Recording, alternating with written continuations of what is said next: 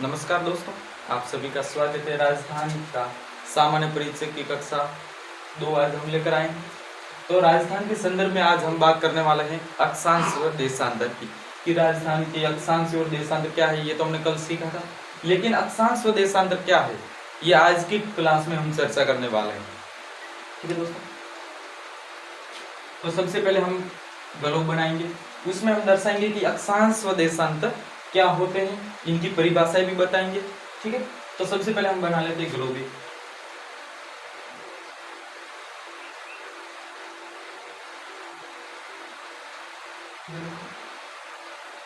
Globe पर, ये globe है, ग्लोब यानी कि पृथ्वी का छोटा रूप क्या कहलाता है, ग्लोब।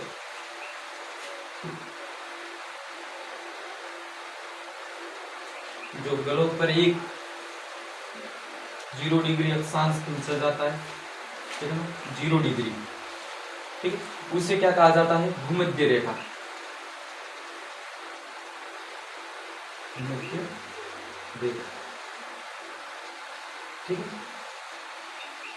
तो ये आपको बताइए कि ये क्या है, 90 डिग्री उत्तरी ध्रुव और ये क्या, दक्षिणी ध्रुव। ठीक है दोस्तों, ये है उत्तरी ध्रुव, ये है दोस्तों दक्षिणी ध्रुव। ठीक, अब भूमध्य रेखा के समांतर पश्चिम से पूर्व की ओर, ठीक है दोस्तों, भूमध्य रेखा के समांतर पश्चिम से पूर्व की ओर जितनी भी लाइनें खींची जाएगी वे सब क्या कहलाएगी दोस्तों, अक्षांश रेखा कहलाएगी। ठीक है दोस्तों, अब जितनी भी ये लाइनें होगी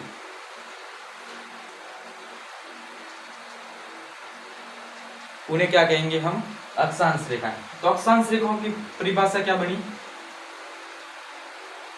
अक्षांश।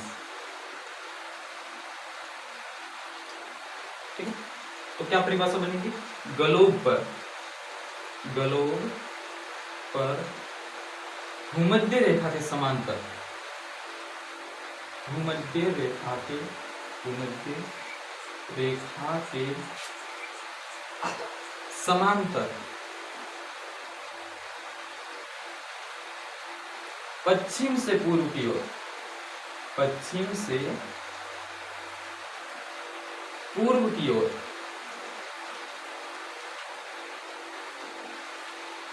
खींची जाने वाली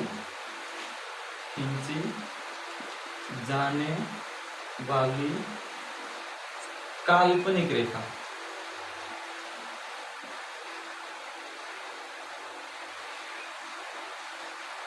काल्पनिक रेखा को अक्षांश कहा जाता है। क्या कहा जाता है दोस्तों, अक्षांश कहा जाता है। ठीक है दोस्तों, नोट कर लेना परिभाषा कि अक्षांश रेखाएं क्या होती है, कि भूमध्य रेखा के समांतर। समांतर का मतलब क्या होता है दोस्तों, यानी कि समानांतर। जैसे कि ये होगी 0 डिग्री भूमध्य अक्षांश, ठीक है, यानी कि इनके समांतर खींचे जाने वाली रेखा अक्षांश रेखा कहलाएगी। ठीक है, ये भूमध्य रेखा, ठीक है, इनकी समांतर समान अंतर है सबके बीच में। ठीक है,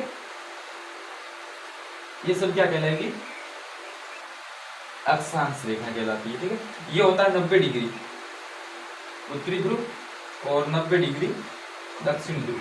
90 इधर 90 उधर, 180 अक्षांश, 81 भूमध्य रेखा। ठीक है दोस्तों, और इधर होता है 23.5 डिग्री पर, 23.5 डिग्री पर क्या होती है, कर्क रेखा होती है, कर्क। और ये देखो कर्क रेखा 23.5 डिग्री कौन सा अक्षांश है, उत्तरी अक्षांश है दोस्तों। कौन सा है, उत्तरी अक्षांश, याद रखिएगा। और 23.5 डिग्री, 23.5 डिग्री जो दक्षिणी अक्षांश है, कौन सा, दक्षिणी अक्षांश, वहां पर क्या है, मकर रेखा। कौन सी रेखा दोस्तों, मकर रेखा। ठीक है, याद रखिएगा कि भूमध्य रेखा के ये जो उत्तरी जो भाग है ना, ऊपर वाला भाग, ये कौन सा गोलार्ध कहलाता है, उत्तरी गोलार्ध। कौन सा कहलाता है, उत्तरी गोलार्ध। ठीक है दोस्तों, अगर हम अक्षांश के हिसाब से पृथ्वी के दो भाग करें तो ये हो गया उत्तरी गोलार्ध, और ये जो भाग है इतना यहाँ से लेकर का ये पूरा पूरा ये जो भाग है ये कहलाता है दोस्तों, क्या कहलाता है? दक्षिणी गोलार्ध। दक्षिणी गोलार्ध ये हमने उत्तर और दक्षिण के हिसाब से बांटा, यानी कि अक्षांश के हिसाब से हम बांटे तो पृथ्वी के कितने गोलार्ध हो गए? 2 गोलार्ध। गोलार्ध का अर्थ होता है क्या होता है? गोले का आधा, यानी कि ये हो गया उत्तरी गोलार्ध और ये हो गया दक्षिणी गोलार्ध। ठीक है दोस्तों, और 23.5 डिग्री उत्तरी अक्षांश पर है कर्क रेखा, जो कि भारत को 2 भागों में बांटती है। भारत के मध्य से होकर गुजरती है, ठीक है, अपने राजस्थान से होकर भी गुजरती है। ठीक है, और 23.5 डिग्री दक्षिणी अक्षांश, वहां पर क्या है? मकर रेखा। ठीक है, अब हम बात करने वाले हैं राजस्थान के संदर्भ में अक्षांश की स्थिति। ठीक है, तो राजस्थान की अक्षांश की स्थिति क्या है? अक्षांश राजस्थान है क्या है? 23 डिग्री 3 मिनट से 30 डिग्री 12 मिनट उत्तरी अक्षांश। देखो यहाँ पर दोस्तों बात क्या है कि उत्तरी अक्षांश है, तो हमें सीधा किधर जाना है? ये सब जो है ना भूमध्य रेखा के जो ऊपर वाली साइड है ये सब उत्तरी अक्षांश कहलाते हैं, और जो दक्षिणी गोलार्ध के हैं वो सब क्या कहलाते हैं? दक्षिणी अक्षांश कहलाते हैं। ठीक है, तो अपने राजस्थान की स्थिति क्या है? 23 डिग्री 3 मिनट से 30 डिग्री 12 मिनट उत्तरी अक्षांश के मध्य राजधानी स्थित है। ठीक है, तो ये 0 हो गया, 0 के बाद 1 2 3 4 5 ऐसे गिनती करते जाओ, और कहां तक? 23 से। हम अनुमान लगा लो कि यहाँ पर 23 है, जैसे कि हमने इस रेखा को 23 माना ना, 23 डिग्री 3 मिनट, तो यहाँ पर अपना जैसे कि राजस्थान है, राजस्थान क्या करती है? पतंगाकार है, आपको पता ही है, भारत में फैला हुआ है। ठीक है, पश्चिमी भाग में ये हो गया, लेकिन सबसे पहले हमने कहा कि उत्तरी अक्षांश में सिर्फ। ठीक है, तो हम ये भी कह सकते हैं कि राजधानी यहाँ भी हो सकता है, कहीं भी हो सकता है। 23 डिग्री 3 मिनट यहाँ भी हो सकता है, यहाँ भी हो सकता है, कहीं भी हो सकता है। यहाँ 23 डिग्री 3 मिनट से लेकर 30 डिग्री 12 मिनट के बीच में कहीं भी हो सकता है, लेकिन किसी भी क्षेत्र या फिर भूमि या भूमि जो भी भूभाग है, भूखंड है, उनकी स्थिति जानने के लिए हम किन का प्रयोग करते हैं? अक्षांश के साथ साथ देशांतर का भी प्रयोग किया जाता है। ठीक है, लेकिन उससे पहले हम ये जानेंगे कि देशांतर क्या होते हैं। हमने अक्षांश तो जान लिया कि भूमध्य रेखा के समांतर पश्चिम से पूर्व की ओर खींचे जाने वाली रेखा को क्या कहा जाता है? अक्षांश रेखा कहा जाता है।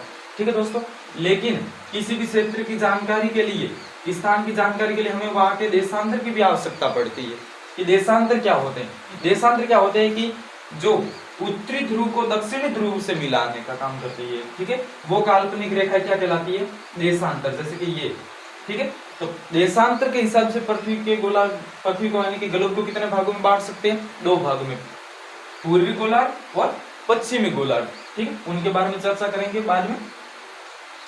उससे पहले आप ये नोट कर लीजिए अक्षांश रेखाओं की परिभाषा। अक्षांश रेखा किससे कहते हैं? राजस्थान का अक्षांश विस्तार। तो यानी कि राजस्थान यहाँ अपने पूर्वी गोलार्ध में स्थित है। ठीक है, कहाँ पर? जैसे कि 0 से गिनती करते जाएंगे तो यहाँ पर तो क्या है? राजस्थान का जो इस छोर है ना, जहाँ पर अपना बांसवाड़ा जिला है दोस्तों। कौन सा? बांसवाड़ा। वहां पर कौन सी रेखा गुजरती है? 23 डिग्री 3 मिनट वाले। ठीक है, और ऊपर का जो यहाँ पर श्री गंगानगर है, कौन सा? श्री गंगानगर। श्री गंगानगर का कौन सा गांव है?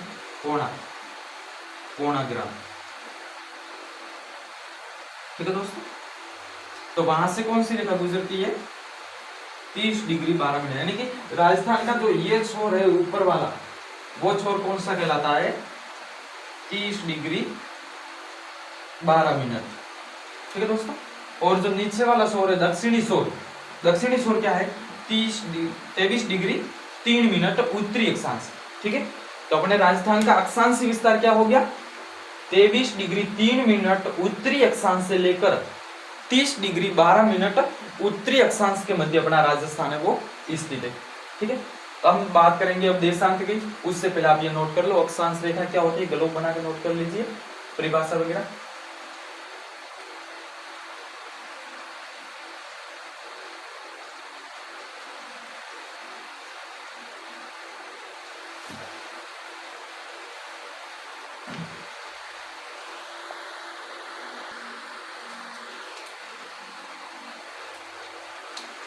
ठीक है, नोट कर लिया। हाँ, इसमें एक बात और नोट कर लीजिए कि अक्षांश रेखा कुल कितनी है, तो यानी कि उत्तरी गोलार्ध में कितनी है, 89 तो उत्तरी गोलार्ध में है, और 89 क्या है दक्षिणी गोलार्ध में, और एक भूमध्य रेखा प्लस कर दे, तो कुल कितनी अक्षांश रेखा है 179 कुल अक्षांश। ये नोट कर लीजिए साथ में, कुल अक्षांश।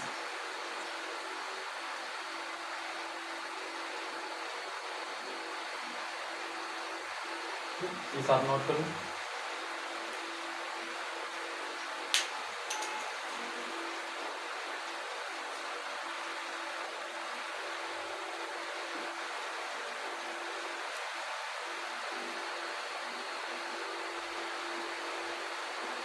ठीक है, 89 तो क्या है उत्तरी गोलार्ध में अक्षांश रेखा, और 89 क्या है दक्षिणी गोलार्ध में, और एक भूमध्य रेखा, कुल कितनी होगी 179 कुल अक्षांश रेखा है। ठीक है,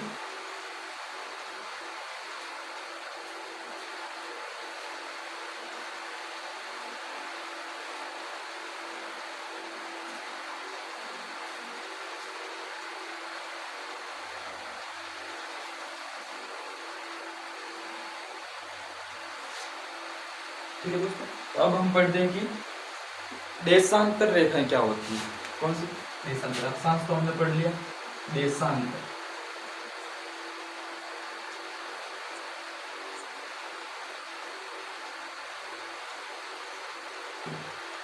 फिर से हम ग्रुप बनाएंगे। ठीक,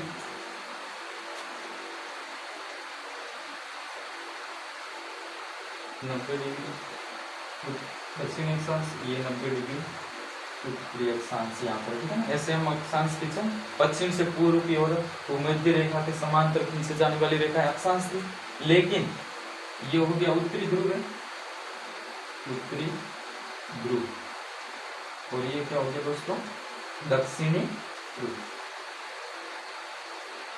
ठीक है, अब देशांतर रेखाएं क्या होती है कि उत्तरी ध्रुव को दक्षिणी ध्रुव से मिलाने वाली रेखा क्या कहलाती है, क्या कहलाती है देशांतर रेखा कहलाती है। ठीक है, उत्तरी ध्रुव को दक्षिणी ध्रुव से मिलाने वाली काल्पनिक रेखाएं क्या कहलाती है देशांतर रेखा कहलाती है। पूरे ग्लोब पर रेस करती है, उत्तरी ध्रुव को दक्षिणी ध्रुव में।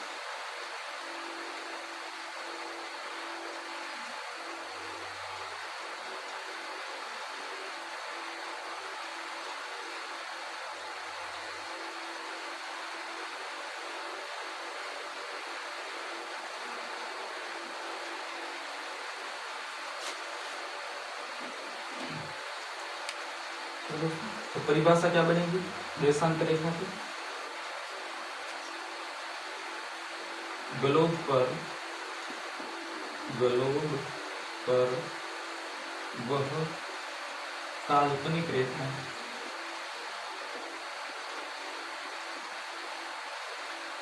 वैसे हकीकत में ऐसे पंक्ति रेखा होती है कि वो काल्पनिक मानी जाती है। ठीक है, जिससे किसी भी स्थान की या क्षेत्र की हम जानकारी प्राप्त कर सकते हैं। ठीक है, ग्लोब पर वह काल्पनिक रेखा है जो उत्तरी ध्रुव को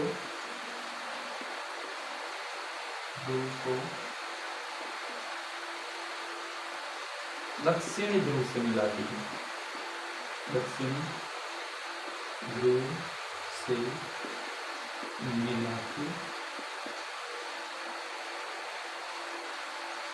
ये क्या कहलाती है देशांतर रेखाएं कहलाती है। ठीक है दोस्तों, हाँ एक बात और लिखिए कि ये जैसे वो पश्चिम से पूर्व की ओर अक्षांश खींचे जाते थे, वैसे ही ये उत्तर से दक्षिण की ओर खींची जाती है, उत्तर से दक्षिण की ओर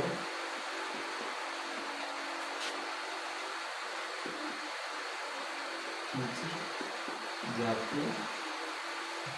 ठीक है दोस्तों, तब आपको आगे समझ में कि ये देशांतर रेखा क्या होती है कि ग्लोब पर वह काल्पनिक रेखा है जो उत्तरी ध्रुव को दक्षिणी ध्रुव से मिलाती है। ठीक है, ग्लोब पर वह काल्पनिक रेखा है जो उत्तरी ध्रुव को दक्षिणी ध्रुव से मिलाती है, देशांतर रेखा कहलाती है। ठीक है दोस्तों, ये उत्तर से, देखो ये कौन सी दिशा होगी, उत्तरी ध्रुव है, ये दक्षिणी ध्रुव है। ठीक है, तो ये उत्तर से दक्षिण की ओर खींची जा रही है, यानी खींची जा रही है। ठीक है, और इनकी कुल संख्या कितनी होती है, जैसे कि अक्षांशों की कुल संख्या कितनी थी, 179 भूमध्य रेखा से। ठीक इसी तरह इनकी कुल संख्या कितनी होती है, कुल देशांतर कितने होते हैं, 360। ठीक है, कुल देशांतरों की संख्या कितनी है, कुल देशांतर है वो 360 देशांतर होते हैं। ठीक है, जिससे किसी भी स्थिति की जानकारी प्राप्त कर सकते हैं। ठीक है, जैसे हम अक्षांश के हिसाब से इसे उत्तरी गोलार्ध बोला था, और भूमध्य रेखा के जो उत्तर में है वो उत्तरी गोलार्ध माना था हमने, और भूमध्य रेखा के जो दक्षिण में है उसे हमने क्या माना था, दक्षिणी गोलार्ध। लेकिन वो तो था अक्षांश के हिसाब से।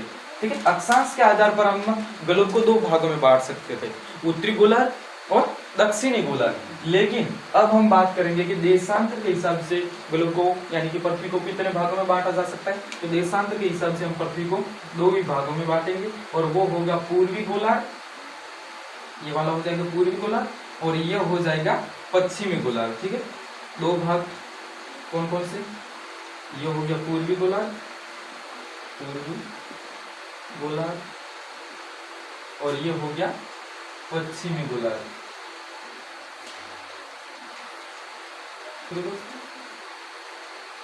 लेकिन हम बात कर रहे थे राजस्थान के संदर्भ में, यानी कि राजस्थान का देशांतरी विस्तार कितना है, राजस्थान का देशांतरी विस्तार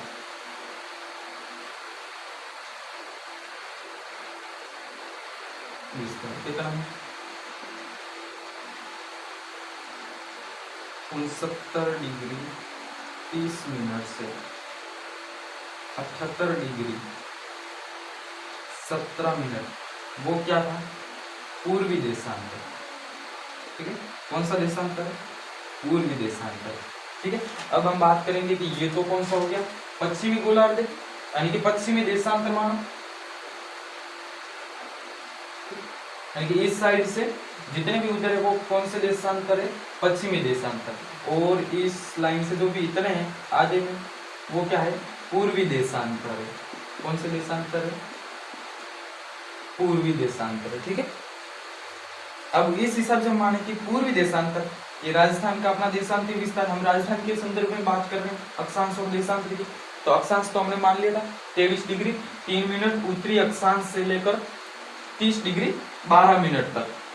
लेकिन अब देशांतर कौन से थे, पूर्वी देशांतर। तो हम इस साइड में ही बात करेंगे।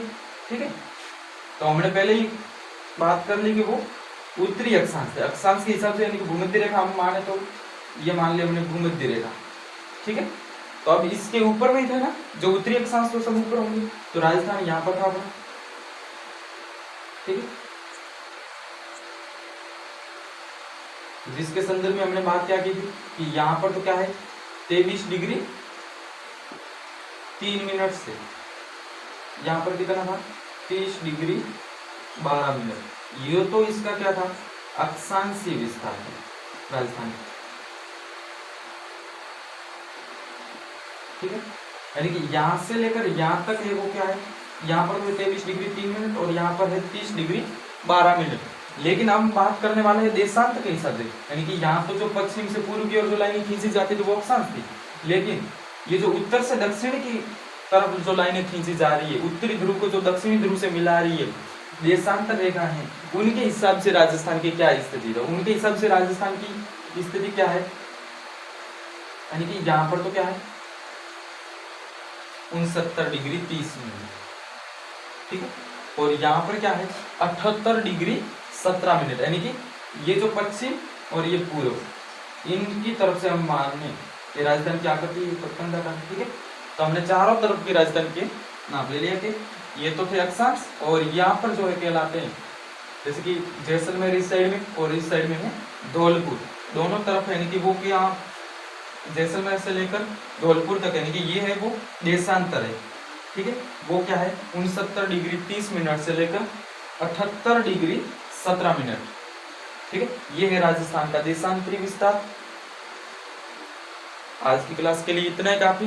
मिलते हैं अगला पार्ट लेकर, पार्ट 3 लेकर। ये आपको वीडियो कैसा लगा कमेंट में जरूर बताएं, एक बार नोट कर लीजिए ये।